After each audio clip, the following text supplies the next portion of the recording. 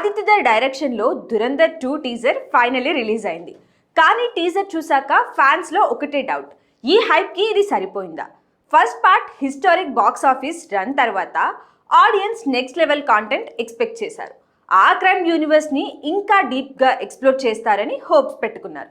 కానీ టీజర్లో fresh punch miss అయింది అని ఫీడ్బ్యాక్ వస్తుంది. టీజర్లో major portion first film post credit scene ఫుటేజ్ని రీయూజ్ చేశారు. ఆల్రెడీ థియేటర్స్లో చూసిన విజువల్స్ని మళ్ళీ టీజర్లా ప్రజెంట్ చేయడం ఫ్యాన్స్ని డిసప్పాయింట్ చేసింది. హంజా రెహమాన్ డకైత్రోని టేక్ ఓవర్ చేశాడు.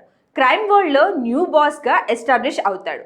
అలాగే Hamza versus Arjun Rampal clash hint ఇచ్చారు. హంజా బ్యాక్ స్టోరీ ఎక్స్ప్లోర్ చేస్తారు అని సిగ్నల్ ఇచ్చినా అది ఎక్స్పెక్టెడ్ ఎగ్జైట్మెంట్ క్రియేట్ చేయలేకపోయింది. ఫ్యాన్స్ ఫ్రస్ట్రేషన్ సోషల్ మీడియాలో ఎక్స్ప్లోడ్ అయ్యి వాళ్ళ డిసప్పాయింట్మెంట్ ని కమెంట్స్ లో చూపిస్తున్నారు. టీజర్ క్రిటిసిజం ఫ్యాన్ వార్ గా మారిపోయింది. సేమ్ డేట్ లో యష్ టాక్సిక్ రిలీజ్ అవ్వబోతుంది. దీనితో ఫ్యాన్ వార్స్ ఫుల్ స్వింగ్ లో ఉన్నాయి. టాక్సిక్ ని బీట్ చేయగలిగేది టాక్సిక్ ఒక్కటే. రిపోర్టర్స్ ప్రకారం Toxic PR team clash avoid చేయడానికి ఇలాంటి పబ్లిసిటీ క్రియేట్ చేస్తుంది అని rumours. Solo release better business decision అని టాక్.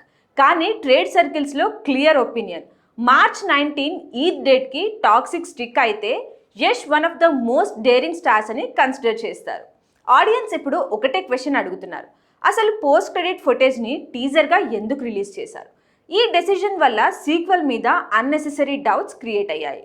ఫైనల్గా చెప్పాలి అంటే Dhurandhar 2 teaser fresh excitement create చేయలేకపోయింది.